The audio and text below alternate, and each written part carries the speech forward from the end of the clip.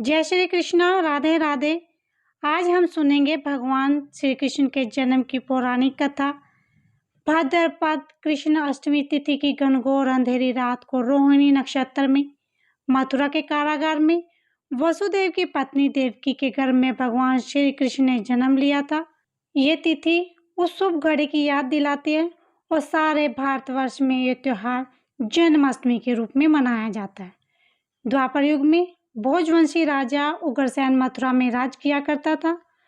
उसके आत्याई पुत्र कंस ने उसे गद्दी से उतार दिया और स्वयं मथुरा का राजा बन बैठा।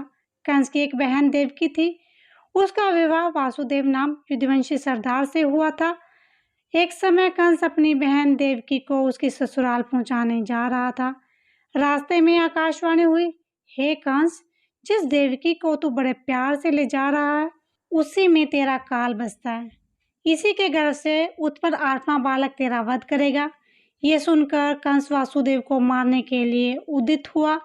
तब देवकी ने उनसे विनम्रतापूर्वक कहा, मेरे गर्भ में जो संतान होगी उसे मैं तुम्हारे सामने लाकर रख दूंगी। बहनों ही को मारने से क्या लाभ। कंस ने देवकी की बात मान ली और मथुरा वापस चला आया।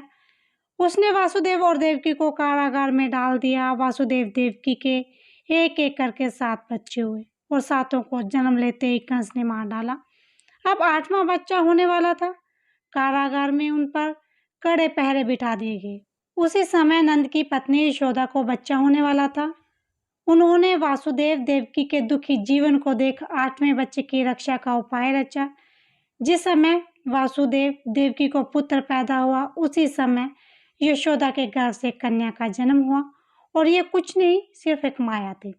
जिस कोठरी में देवकी वासुदेव कैद थे उसमें अचानक से प्रकाश हुआ और उसके सामने शंख चक्र गदा पदाधार श्री चतुर्भुज भगवान प्रकट हुए।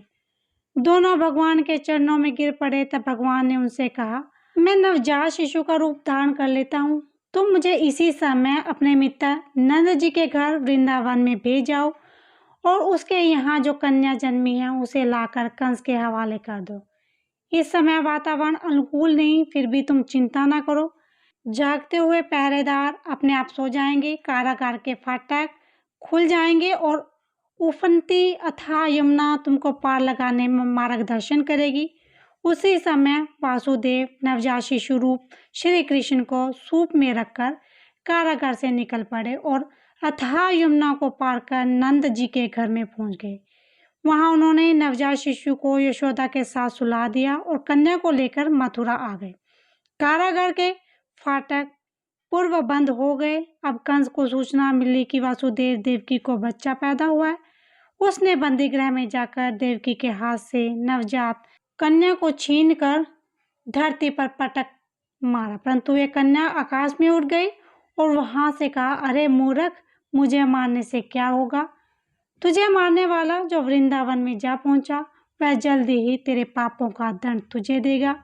श्री कृष्ण जी का बाबा नंद और उसकी पत्नी माँ यशोदा ने पालन पोषण किया। राजा कंस ने कृष्ण जी का पता लगाकर उसे मारने की बहुत कोशिश की, लेकिन कंस की सारी कोशिशें विफल हुई और श्री कृष्ण जी को मार न सका।